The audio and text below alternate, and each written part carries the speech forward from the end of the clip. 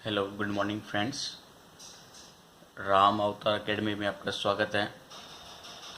अभी तक हमने क्लास 10th के लिए इलेक्ट्रिसिटी चैप्टर को कंप्लीट कर लिया है, थ्योरेटिकल पोर्शन से भी और न्यूमेरिकल पॉइंट ऑफ व्यू से भी। शायद से आपको कोई डाउट नहीं आया होगा, उसमें अच्छे से समझ में आ गया होगा और प्रैक्टिस भी साथ साथ की होगी आप लोगों ने, ये मैं सोच कर चलता हूँ। तो चलिए देरी ना करते हम अपने अगले नेक्स्ट टॉपिक की तरफ बढ़ते हैं। हमारा अगला जो टॉपिक है वो है magnetic effect. Magnetic effect of electric current. ठीक है, तो इसको डिस्कस करने से पहले हम हल्का सा एक मैग्नेट के बारे में पढ़ लेते हैं। आप लोगों ने बचपन में मैग्नेट्स और उसके प्रॉपर्टी के बारे में पढ़ा हुआ है, यानी मैग्नेट और मैग्नेटिज्म के बारे में पढ़ा हुआ है। आपको ये पता है कि एक मैग्नेट ऐसा ऑब्जेक्ट होता है जो आयरन, स्टील, निकल, कोबाल्ट जैसे मटेरियल को अपनी तरफ अट्रैक्ट करता है। ऐसे बार मैग्नेट के बारे में भी पढ़ा हुआ है कि बार मैग्नेट को सस्पेंड करा दो, उसका नॉर्थ पोल अर्थ के नॉर्थ पोल को सीक करेगा, उसका साउथ पोल अर्थ के साउथ पोल को सीक करेगा। ठीक है, और बार मैग्नेट पे दो पोल होते हैं, नॉर्थ और साउथ पोल। और पिछले ही चैप्टर इलेक्ट्रिसिटी में आपने ये भी पढ़ा है कि इलेक्ट्रिक करंट का हीटिंग इफेक्ट होता है, जिसका हम एज एप्लीकेशन यूज़ करते हैं geysers, water road, toasters etcetera में। ठीक है, तो आपने इलेक्ट्रिक करंट का हीटिंग इफेक्ट पढ़ा हुआ है, उसी तरह से इसका एक मैग्नेटिक इफेक्ट भी होता है। तो हम बात करें तो सन 1820 में 1820 में एक साइंटिस्ट थे एच सी ऑयरस्टीड। इन्होंने एक्सपेरिमेंटली डेमोन्स्ट्रेट किया था, मतलब एक्सपेरिमेंटली प्रूव दिया था कि an electric current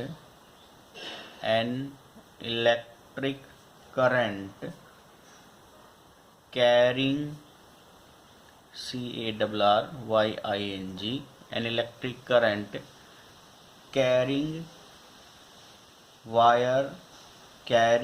wire behaves like a magnet. ठीक है, यानी अगर किसी कंडक्टर में से करंट फ्लो हो रहा है तो एज ए मैग्नेट की तरह बिहेव करेगी। कन्फ्यूजन तो नहीं इस पॉइंट में।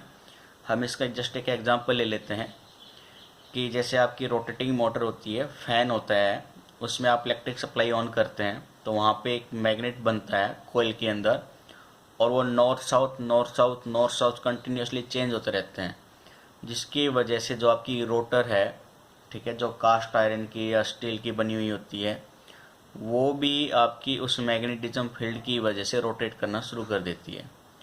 तो इसका मतलब इलेक्ट्रिक डिवाइसेस मोस्टली जो रोटेटर्स, जो मोटर वगैरह होती हैं, इनमें परमानेंट मैग्नेट हम यूज़ नहीं करते हैं। इनमें जैसे आप इलेक्ट्रिक सप्लाई ऑन करोगे तो मैग्नेट बनेगा और वो रोटेशन में स्टार्ट हो जाएगा। ठीक है, तो ये कुछ इसकी एप्लीकेशन रहेगी इस चैप्टर में। तो इस चैप्टर में हम बस यही पढ़ेंगे कि स्ट्रेट कंडक्टर और सर्कुलर कंडक्टर में जो लूप बनता है इलेक्ट्रिक फील्ड का, उससे जो मैग्नेटिज्म क्रिएट होगा उसका क्या रोल होगा, इलेक्ट्रिक मोटर का बेसिक प्रिंसिपल क्या होता है, मैथमेटिकल इंडक्शन क्या होता है, जनरेटर और मोटर यानी अल्टरनेटर, इनके बीच में भी हम डिफरेंस देखेंगे। तो ये कुछ पॉइंट्स आपके चलते रहेंगे कंटिन्यूसली। तो अभी हम पहले छोटा सा जस्ट इंट्रोडक्शन देखते हैं, जब मैग्नेटिज्म की बात आ गई है तो पहला पॉइंट हम देख लेते हैं बार मैग्नेट का। बार मैग्नेट में हम बात करें तो एक रेक्टेंगुलर पीस सा होता है, एक नॉर्मली जैसे ये आपका एक रेक्टेंगल पीस अगर हम ले लें तो ये कुछ इस तरह से दिखाई देगा आपका। ये है आपका बार मैग्नेट। लेबोरेटरी में देखना, आपके स्कूल में दिखा देंगे। यहाँ पे तो इधर होता है नॉर्थ पोल, मतलब इस साइड कोई भी साइड हो सकता है, जरूरी नहीं कि एक ही साइड फिक्स हो। एक साइड नॉर्थ पोल होता है, एक साइड साउथ पोल होता है। ठीक है, ये है आपका बार मैग्नेट। और इस बार मैग्नेट को अगर मैं किसी वजह से सस्पेंड कर दूं, मान लीजिए मैंने इसको किसी वायर से अटैच कराकर सस्पेंड करा दिया किसी स्टैंड के साथ। ठीक है, तो अब इसका जो एक पोल अर्थ के नॉर्थ पोल की तरफ है, नॉर्थ पोल ऑफ अर्थ, उसको सीक करेगा तो बार मैग्नेट का वो एंड नॉर्थ पोल कहलाएगा। जो पोल अर्थ के साउथ पोल की तरफ सीक करेगा उस पोल को हम बार मैग्नेट के साउथ पोल नाम दे देंगे। अब यहाँ से कन्फ्यूजन जनरेट होती है आप लोगों को कि आपने पहले पढ़ा था सेम चार्ज या सेम पोल एक दूसरे को रिपेल करते हैं, मीन्स अर्थ का नॉर्थ पोल बार मैग्नेट के नॉर्थ पोल को रिपेल करना चाहिए, लेकिन हम तो वही इसके अपोजिट लेकर चल रहे हैं कि जहाँ अर्थ का नॉर्थ पोल है उसी साइड में बार मैग्नेट का भी नॉर्थ पोल होगा, उसके रिवर्स जिधर अर्थ का साउथ पोल है उधर ही बार मैग्नेट का साउथ पोल होगा। तो ये कन्फ्यूजन क्रिएट कर सकता है। तो इसका मतलब कुछ थोड़ा सा इस तरह से है कि जो अर्थ का मैग्नेटिज्म फील्ड होता है बच्चों, वो बहुत ज़्यादा स्ट्रॉन्ग होता है, ठीक है, बहुत ज़्यादा स्ट्रॉन्ग फील्ड होता है, उसकी टेस्ला में बहुत मैक्सिमम वैल्यू होती है। और जो बार मैग्नेट है इसका मैग्नेटिज्म फील्ड की बात करें तो ये काफ़ी कम होता है, बहुत ही कमज़ोर होता है, ठीक है। अभी बिल्कुल उस तरह से है कि एक नदी के अंदर कोई छोटा सा पत्थर या तिनका या छोटी सी नाव ले लीजिए आप, उसके अपोजिट डायरेक्शन में फ़्लो करने की कोशिश कर रही है। यानी अगर हम बात करें तो ये आपकी मान लीजिए कोई रिवर है और रिवर में फ़्लो होने की डायरेक्शंस ये है। इसी रिवर में एक बोट इधर जाने की कोशिश कर रही है, छोटी बोट है, लेकिन वाटर की स्पीड ऑफ वाटर और स्पीड ऑफ बोट, तो वाटर की जो स्पीड है वो बहुत ज़्यादा है बोट की स्पीड से। तो होगा क्या, बोट उधर ना जाकर अपनी डायरेक्शंस उसके अलोंग अलाइन कर लेगी रिवर की, यानी उसी डायरेक्शन में बहना स्टार्ट कर देगी जिस डायरेक्शन में रिवर फ्लो कर रही है। तो सेम प्रोसीजर बार मैग्नेट के लिए लागू होता है। तो अर्थ का स्ट्रॉन्ग फील्ड यानी अर्थ का जो नॉर्थ मैग्नेटिज्म फील्ड है इतना इतना इतना ज़्यादा स्ट्रॉन्ग है कि वो बार मैग्नेट के नॉर्थ पोल को अपनी ही डायरेक्शन में लाइन करा लेता है। इसी तरह से साउथ फील्ड भी इतना ज़्यादा स्ट्रॉन्ग है कि बार मैग्नेट के साउथ पोल को भी अपनी ही साइड में अलाइन कर लेता है। इसीलिए हम कहते हैं कि बार मैग्नेट का जो नॉर्थ पोल है वो अर्थ के नॉर्थ पोल को सील कर रहा है, बार मैग्नेट का जो साउथ पोल है वो अर्थ के साउथ पोल को सीक कर रहा है। ठीक है, क्लियर है? यहाँ तक कोई कन्फ्यूजन नहीं होनी चाहिए। तो ये आपका फर्स्ट पॉइंट हो जाएगा, ठीक है, सीकिंग ऑफ पोल्स। क्लियर है? सेकंड पॉइंट की अगर हम बात करें सिर्फ और सिर्फ स्मॉल मैग्नेट्स में यानी बार मैग्नेट्स में, जो छोटे मैग्नेटिज्म प्रॉपर्टी हम इलेक्ट्रिसिटी के रिगार्डिंग पढ़ेंगे, तो आपको ये याद रखना है कि लाइक पोल रिपेल करते हैं, ठीक है, लाइक मैग्नेटिक पोल्स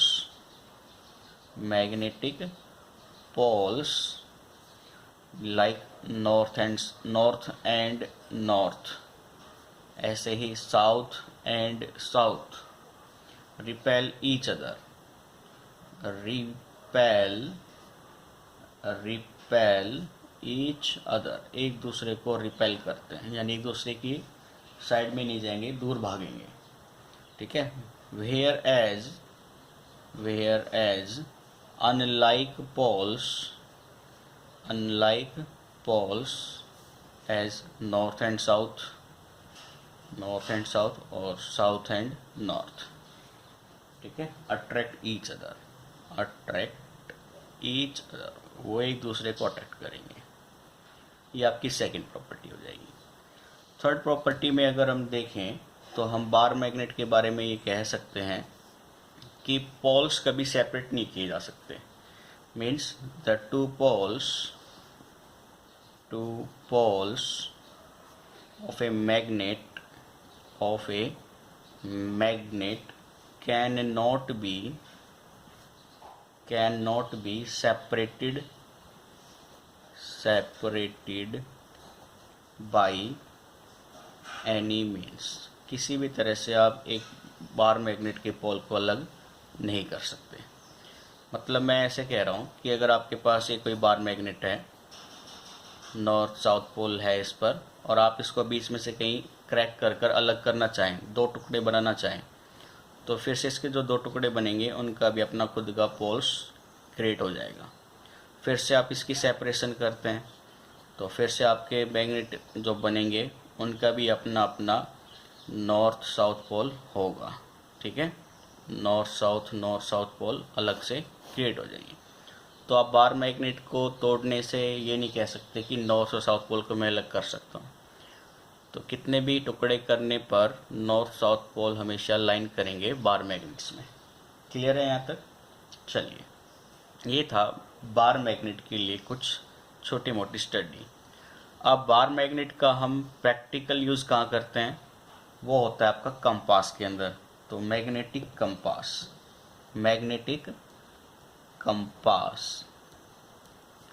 तो मैग्नेटिक कंपास एक बार मैग्नेट की तरह बिहेव करता है। इसमें क्या होता है, एक डायल होता है कुछ इस तरह से, एल्यूमिनियम केस के अंदर मौजूद होता है। एल्यूमिनियम इसलिए लेते हैं क्योंकि एल्यूमिनियम जो है वो मैग्नेटिक फील्ड को डिस्टर्ब नहीं करता है। ठीक है, ये है मान लीजिए आपका एक डायल। इस डायल के अंदर एक निडल होती है कुछ इस तरह। ये निडल सेंटर में पाइवेट होती है किसी बोल्ट से। मान लीजिए यहाँ पे एक नट वगैरह या बोल्ट वगैरह लगा दिया जाता है। ठीक है, और इसको डार्क कर लिया जाता है इसके पॉइंटिंग पे। ये एक पॉइंट है, ये दूसरा पॉइंट है। ठीक है, तो इस पर डायरेक्शंस होती है। मान लीजिए ये जो पॉइंटर है ये इस डायरेक्शन में दिखा रहा है, ये है आपकी नॉर्थ पोल। इसका अपोजिट मान लीजिए कुछ इस तरह से, ये दिखाएगा साउथ पोल को।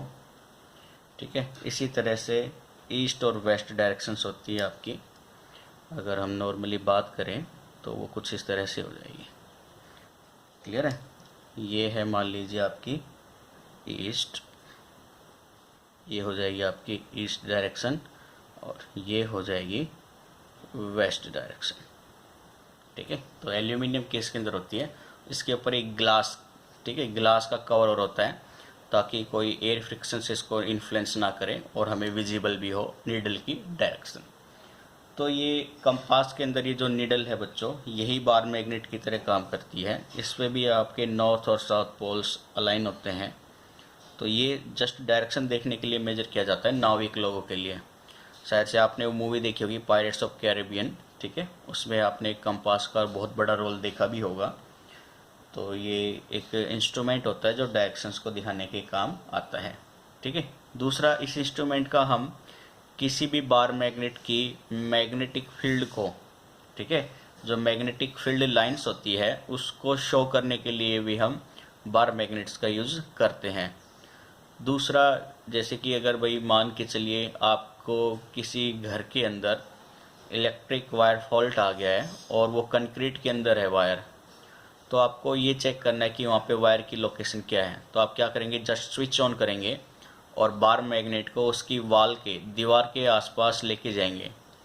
और क्योंकि जैसे कि सर ओस्टिड ने कहा था कि इलेक्ट्रिक करंट फ्लो होने से मैग्नेटिज्म भी क्रिएट होता है।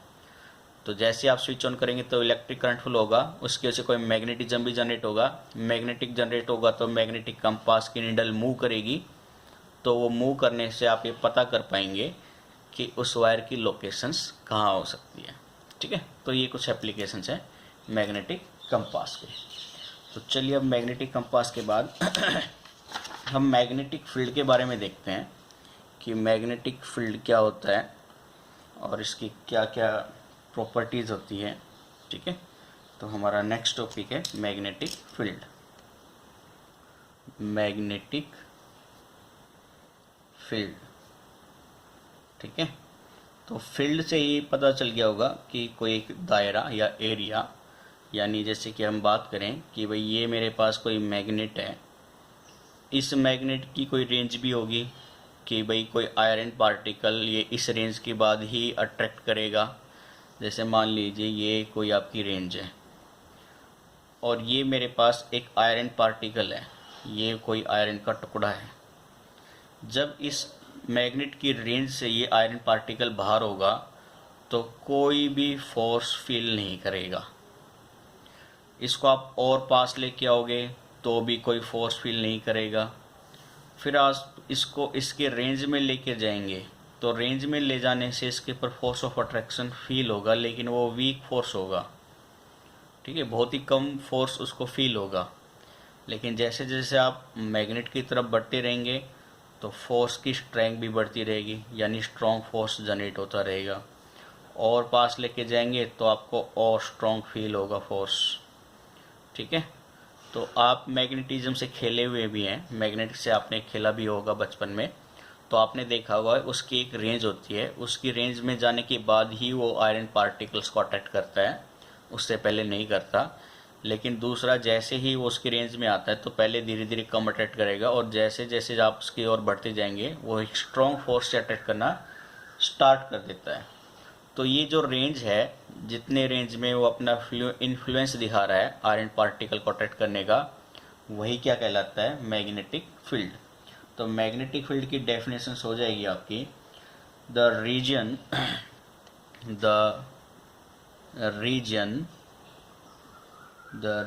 surrounding a magnet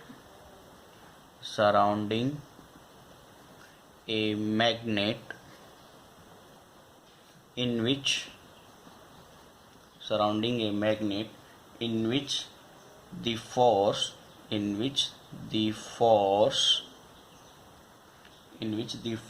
of magnet can be detected is said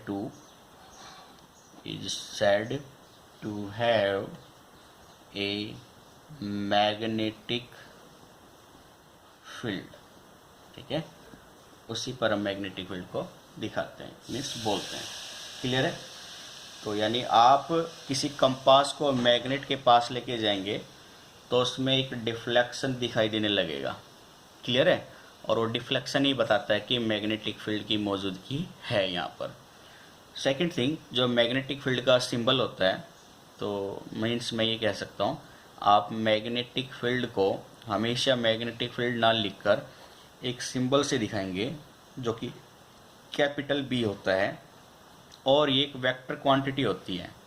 means इसकी मैग्नीट्यूड भी होगा, has magnitude as well as direction.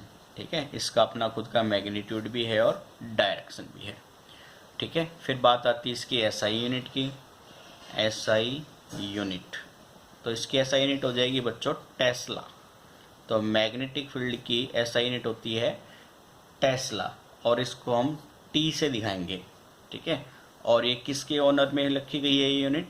वो साइंटिस्ट थे हमारे सर निकोला टेस्ला, इनके नाम पर ये यूनिट का नाम रखा गया टेस्ला, क्योंकि मैग्नेटिक फील्ड के बारे में हमारे साइंटिस्ट निकोला टेस्ला ने ही डिफाइन किया था, उन्होंने ही इसके बारे में बताया था। तो उन्हीं के रेस्पेक्ट में हमने इसकी मैग्नेटिक फील्ड की यूनिट टी फॉर टेस्ला रख दी है, और इसका सिंबल हम जस्ट बी से दिखाते हैं। ठीक है, तो ये था हमारा मैग्नेटिक फील्ड के बारे में। तो आज के लिए हम बस छोटा सा अपना ये ब्रीफ इंट्रोडक्शन ही रखते हैं। कल पढ़ेंगे हम मैग्नेटिक फील्ड लाइंस, उनकी प्रॉपर्टीज़, और धीरे धीरे हम अपने चैप्टर्स की तरफ आगे फॉरवर्ड बढ़ते रहेंगे। और काफ़ी इंटरेस्टिंग सब्जेक्ट है, इसको थोड़ा सा केयरफुली रीड करते रहिए अपने बुक को, ताकि आपको और अंडरस्टैंडिंग हो सके। फिर भी कोई डाउट अराइज होता है तो आप हमें कमेंट बॉक्स में ज़रूर पूछ सकते हैं, और आप चाहो तो हमारे व्हाट्सएप नंबर 8397047104 इस पर अपना रिप्लाई भेज सकते हैं। ठीक है, हम आपको ज़रूर उसका आंसर फॉरवर्ड कर देंगे।